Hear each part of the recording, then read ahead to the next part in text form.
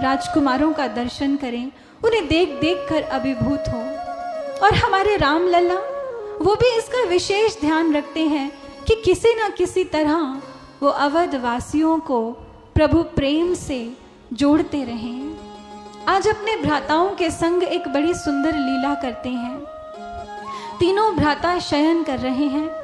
रात्रि का समय था। जब सवेरा हुआ तो राम लल्ला झट से उठते हैं, अपना छोटा सा धनुष उठाया, अपने छोटे छोटे बाण उठाए, तरकस बांधा और अपने भ्राताओं के पास पहुंच जाते हैं। उठो उठो उठो भरत, उठो लक्ष्मण, चलो चलो उठो शत्रुघ्न, आज हम एक विशेष खेल खेलने जा रहे हैं। और जैसे ही तीनों अनुजों ने सुना, कहने लगे भैया आज कौन सा खेल खेलेंगे?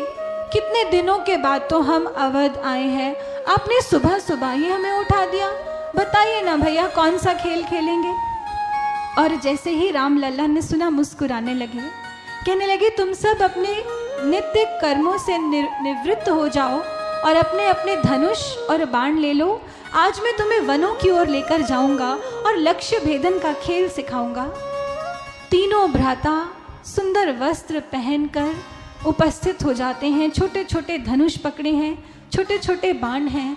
श्री राम आगे आगे हैं और भरत लक्ष्मण शत्रुघ्न पीछे पीछे चलते जा रहे हैं। मार्ग में लक्ष्मण ने श्री राम से पूछा, भैया भैया ये लक्ष्य भेदन का खेल क्या होता है, इसे कैसे खेलते हैं भैया?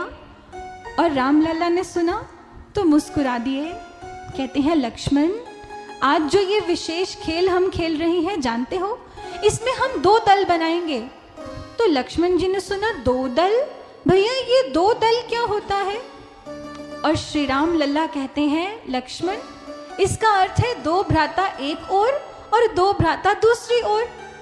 और अभी इतना कहना ही था, लक्ष्मण ने झट से कह दिया तो भैया मैं आपके दल में खेलूंगा, मैं आपके संग रहूंगा। और श्री राम ने हामी दे दी, स्वीकृति दे दी। उधर भरत ने जैसे ही सुना, क्या लक्ष्मण प्रभु के दल में और मैं, मानो आज भरत के भीतर ऐसी संवेदना जागृत हुई है।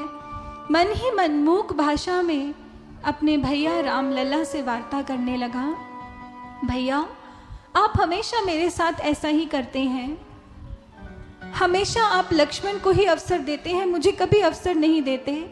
मेरा भी तो मन करता है कि मैं आपके दल में खेलूं, लेकिन आप हमेशा मुझे अपने विपक्ष में रखते हैं। अब ये मत कहना भैया कि वो छोटा है, वो मुझसे तो छोटा है प्रभु, लेकिन मैं भी तो आपसे छोटा हूं ना।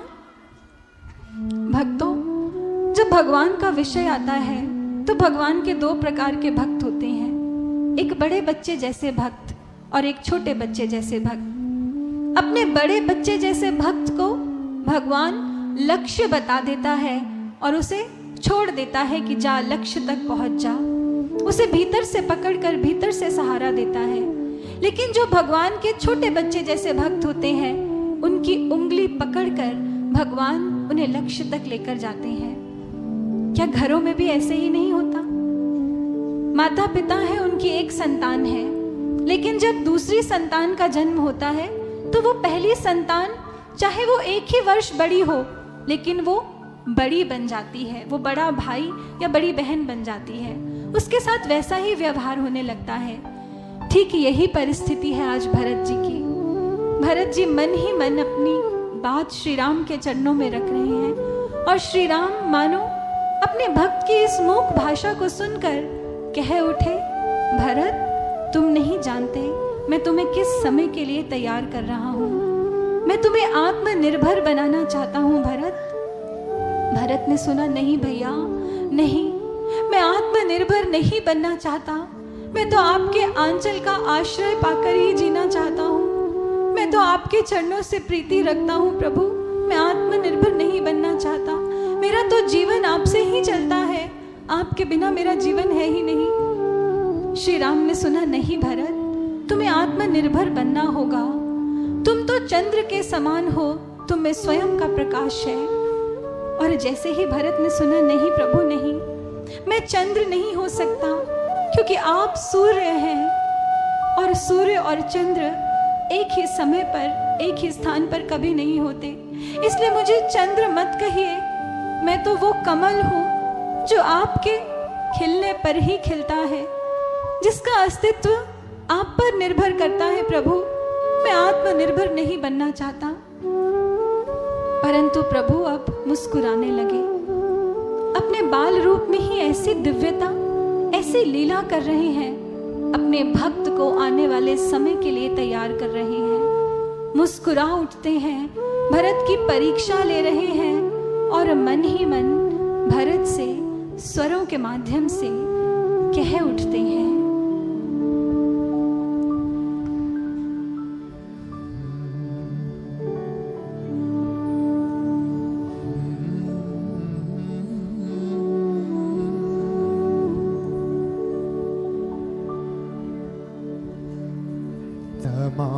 तमाम दुनिया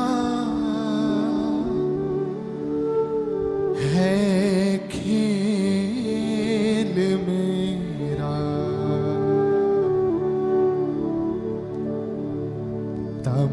तमाम दुनिया है खेल मेरा। मैं खेल सबको खिला रहा हूँ, किसी को बेखुद बना रहा हूँ, किसी को बेखुद बना रहा, किसी को गम में रुला रहा हूँ। तमाम दुनिया है खेल मेरा।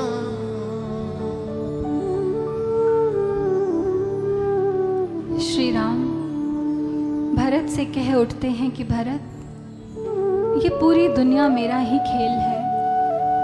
कोई नहीं जानता वो इस जगत में क्यों आया है। मैं चाहूँ तो उसे गम में रुलाऊं, मैं चाहूँ तो उसे सुखों से भर दूं। आज प्रभु स्पष्ट रूप में भरत की परीक्षा ले रहे हैं और भरत ने मानो प्रभु के भावों को पकड़ लिया और मन ही मन ये बोध हो गया कि ये तो प्रभु का दिव्य खेल है। मैं तो इसका मात्र एक पात्र हूँ, मैं तो मात्र एक खिलौना हूँ, यंत्र हूँ आपका प्रभु। मैं ऐसा कुछ भी नहीं चाहता जिससे आपका ये दिव्य खेल बिगड़ जाए। इसलिए आज ये भरत आपके चरणों में पूर्ण समर्पण करता है। लो प्रभु, आज मैं बन गया आपके हाथों का खिलौना। जैसा चाहे खेल खिला लो, जैसा चाहे जगत को मुझे दिखा लो प्रभु। मैं आपके हाथों का खिलौना बन गया। और भरत स्वरों के माध्यम से कह उठता है,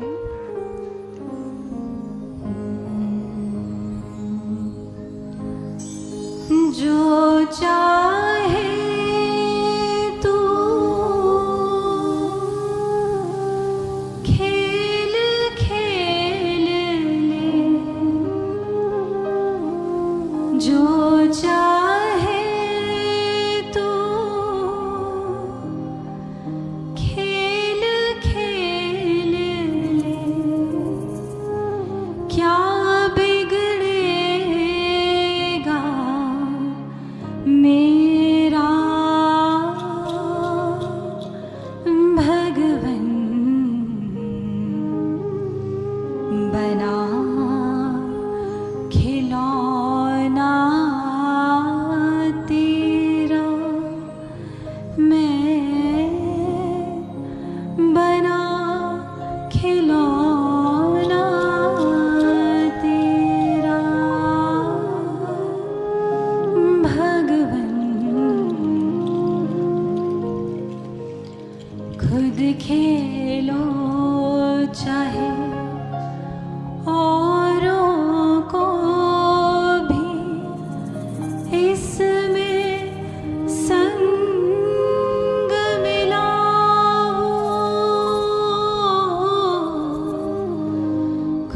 खेलो चाहे औरों को भी इसमें संग मिलाओ। टूट गया तो तुम ही कहोगे, टूट गया तो तुम ही कहोगे कि गया खिलौना मेरा भगवन बना खिलौना तेरा, मैं बना खिलौना तेरा। प्रीति मेरे संग करना चाहे ठोकर से ठुकराना। तुम्हें शपथ है मेरे प्रभु जी, मुझको भूल न जाना। भूल गए तो तुम ही कहोगे,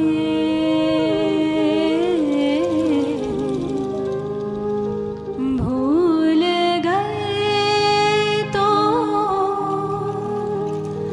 तुम ही कहोगे। कौन बनेगा मेरा भगवन बना खिलौना तेरा, मैं बना खिलौना तेरा। आओ मिलकर खेल ये खेले, देखे दुनिया सारी।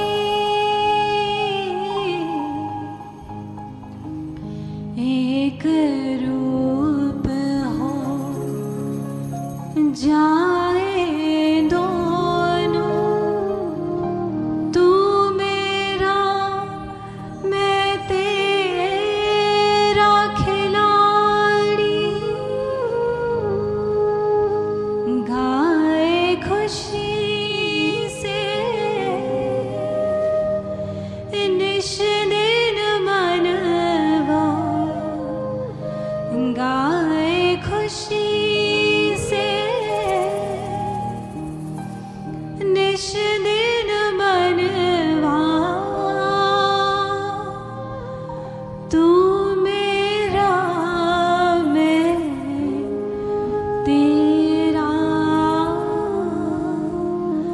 भगवन बना खिलौना तेरा, मैं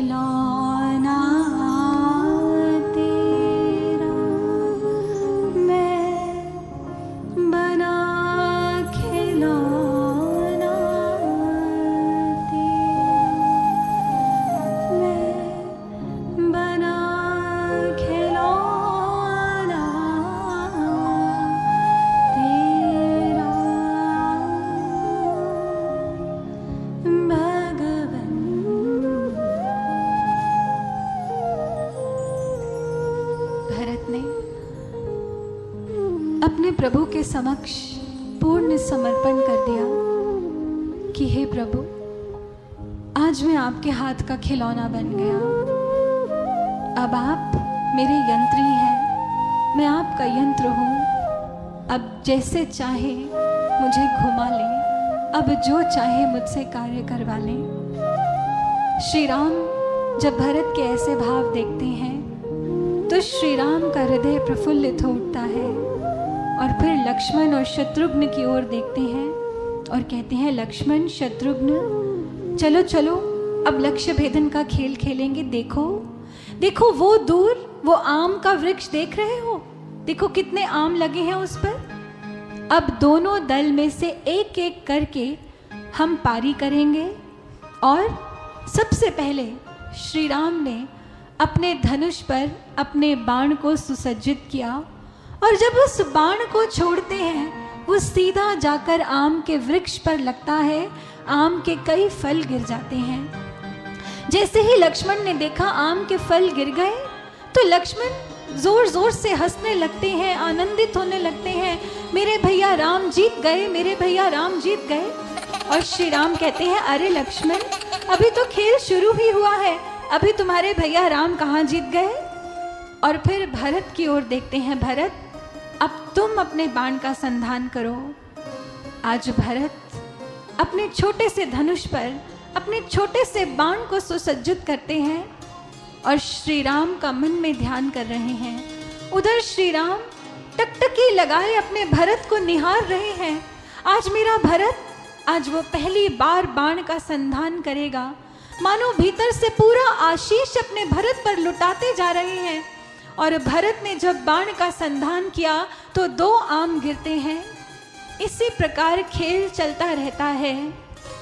श्री राम ये जानते थे कि मेरे पाले में अधिक आम हैं, इसलिए जब खेल समाप्त हुआ श्री राम द्रुत गति से जाते हैं और अपने पाले के कई आम भरत के पाले में डाल देते हैं और अपने तीनों अनुजों को बुलाते हैं, चलो चलो लक्ष्मण, शत्रुघ्न, भरत, तीनों आ जाओ। और अब आमों की गिनती की जाती है। श्री राम के पाले में कम आम निकलते हैं और भरत के पाले में अधिक आम निकलते हैं। श्री राम ने आज भरत को विजेता घोषित कर दिया। किसी ने नहीं देखा, लेकिन भरत ने देख लिया कि श्री राम ने क्या किया है और भरत के नेत्र आज अश्रु जल से भर जाते हैं। वाह भैया वाह, परीक्षा भी लेते हो और स्वयं को पीछे करके मुझे ही आज विजेता बना दिया, अपना सर्वस्व मुझ पर लुटा देते हो भैया, पर मैं आपको कभी समझ नहीं पाता। भरत जी के भीतर श्री राम के लिए बचपन से ही दास्य रति है, दास का भाव है। श्री राम ने अयोध्या में अनेकों लीलाएं की अपने बाल रूप में, और बाल रूप इसी प्रकार युवा रूप बन जाता है। श्री राम का गुरुकुल में उनके अनुजों के संग समावर्तन संस्कार कर दिया जाता है और चारों अनुज लौटकर अवध आ जाते हैं, राज्य की गतिविधियों में जुट जाते हैं। हमारे शास्त्र ग्रंथों में ये वर्णित है कि समावर्तन संस्कार 25 वर्ष की आयु में किया जाता है, जहाँ ब्रह्मचर्य आश्रम का अंत होता है और युवाओं को गृहस्थ आश्रम की ओर अग्रसर किया जाता है। इसी समय युवाओं को गुरुकुल से घर वापस भेजा जाता है। परंतु यहाँ उल्लेखनीय है, श्री राम का समावर्तन संस्कार 16 वर्ष की आयु में ही कर दिया गया। कितनी गहरी बात है ये।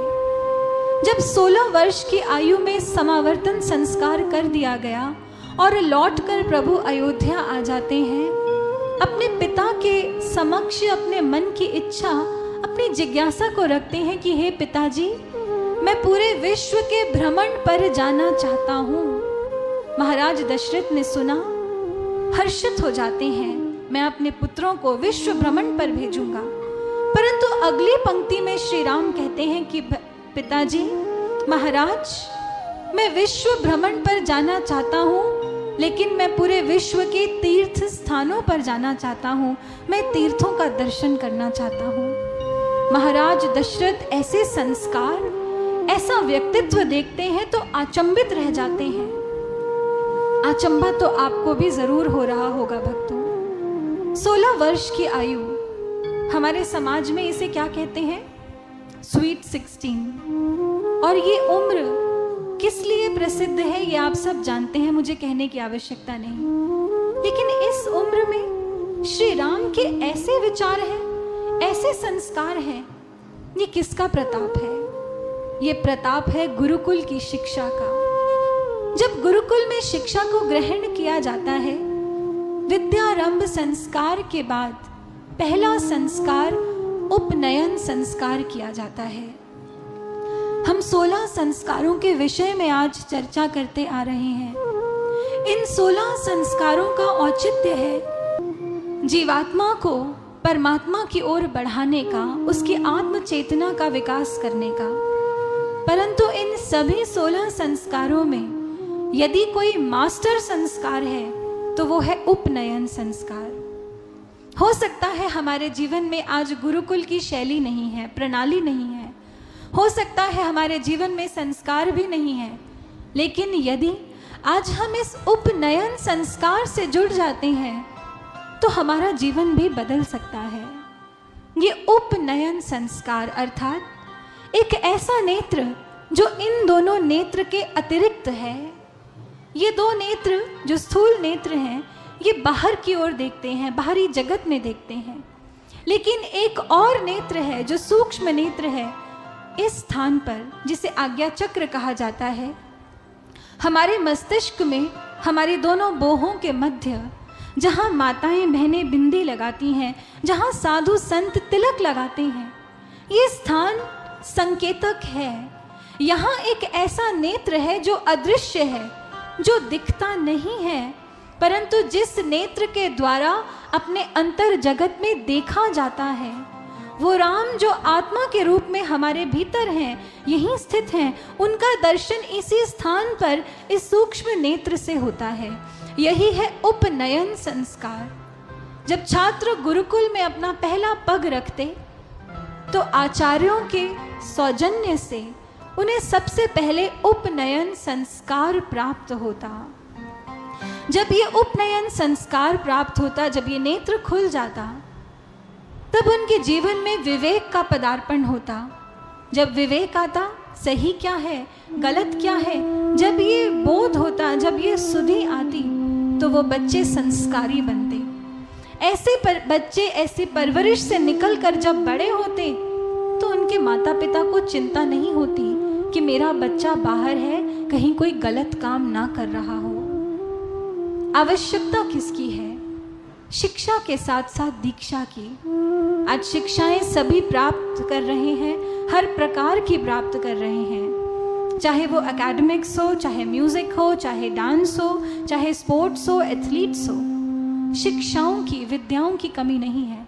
यदि कमी है तो दीक्षा की कमी है, दीक्षा गुरु की कमी है।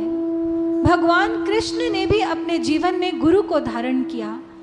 संदीपनी ऋषि उनके शिक्षा गुरु थे, लेकिन शिक्षा गुरु तक रुक नहीं गए, सीमित नहीं हो गए, आगे बढ़े और दुर्वासा ऋषि उन्हें दीक्षा गुरु के रूप में अपने जीवन में धारण किया। ये एक ऐसा अटल नियम है जिस नियम को स्वयं भगवान भी नहीं तोड़ा करते। जब जब भगवान अवतार लेते हैं तो वो भी इस नियम का पालन करते हैं। इसलिए कहा, राम कृष्ण ते को बड़े तिन भी तो गुरु कीन, तीन लोक के नायका गुरु आगे आधीन।